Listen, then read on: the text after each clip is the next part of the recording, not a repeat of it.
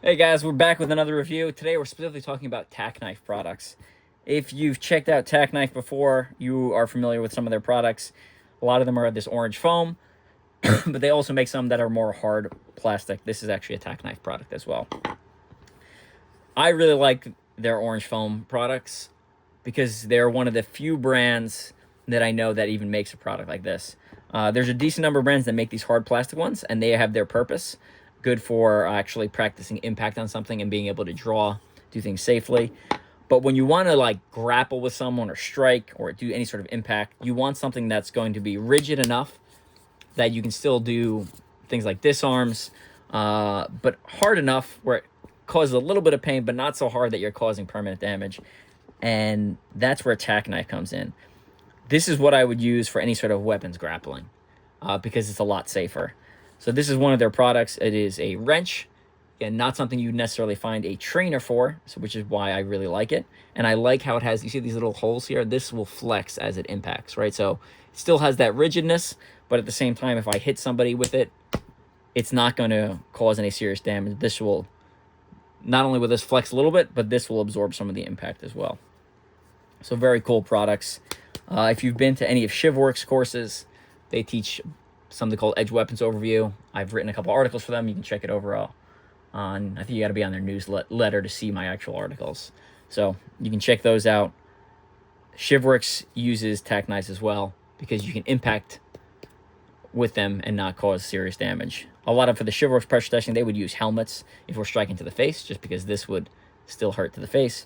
But as far as hands and body, you can hit to the body and hands of this with absolutely no problem. A couple things I really like about them is one, they tend to make one-to-one, at least shapes, right? So this is something called picked. I'll do a separate video on this. It's one of Joel Hunkar's, the Bladed Bludgeoner. You can find him on YouTube. One of his designs. It's a self-defense impact weapon / massage tool / whatever else you can use it for. But I like how they match up perfectly, and that's really important. I want the same dimensions. They're a little bit thicker. That is a requirement just due to the fact that if you're going to be making something that's an impact tool, you want it to have a little more durability.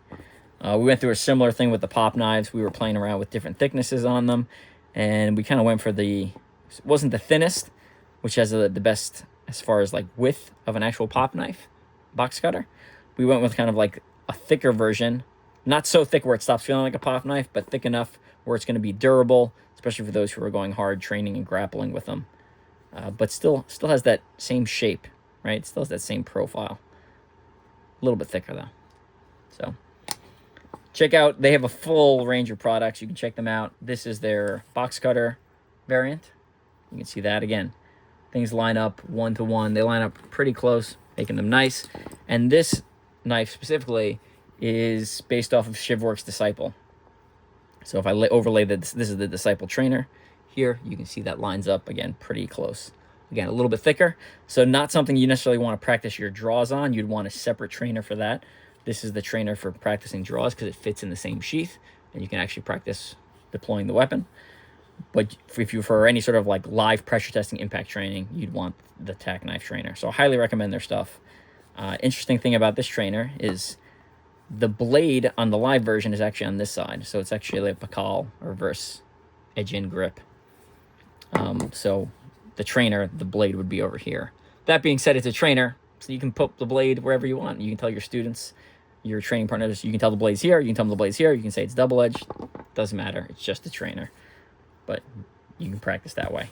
If you actually want to know more knife combatives, you can check out my book on bladed combatives, 300-page deep dive into bladed combatives. You can check out my other books, Western Piper Methods, talking about that system. And then if you want just generic combatives, which are important because a lot of times people will carry a gun or a knife and they'll be like, well, I'll just shoot, I'll just stab them. One, there's a whole lot of legal implications to that that you definitely want to avoid. You want to avoid things before they happen. Left of bang, we call it.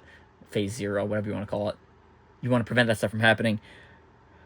But in order to access a lot of weapons, a lot of times you need empty hand or grappling skills to be able to access a tool, which is why I like this stuff, because you can start grappling or you can start in a striking range, and then you can have someone access a tool and then fight over it, which honestly is a lot more realistic than a lot of the other FMA, where Filipino martial arts, where two guys line up with the knives drawn and they start knife fighting, which I do FMA and I love it. I think it has a lot of great attributes and value building for that. But you have to understand where the realistic line it is and where's the attribute fun drilling line is, and it's a gradient, so it'll change. But Takknife really does make some really good products. You can check out their full line and find something that fits whatever you're looking to train and whatever you're looking to train your students on. All right. We'll see you guys in next time I do a review. Again, check out the links down below. Links for books, links for Patreon to learn some combatives, and then link for Urban Warlord. Me and Phil Elmore are doing 12 webinars, 12 books. You call it certification, you call it a system, you call it whatever you want. We're just making an accountability plan, a structured plan, where as we teach great information, people have a method to absorb it, retain it, and then do a quick teach back that's free if you've already signed up for the webinars. That allows you to get rank and get these fun certificates that Phil is creating. You can check those out. Links all down below. If you are involved in that, I would sign up sooner rather than later.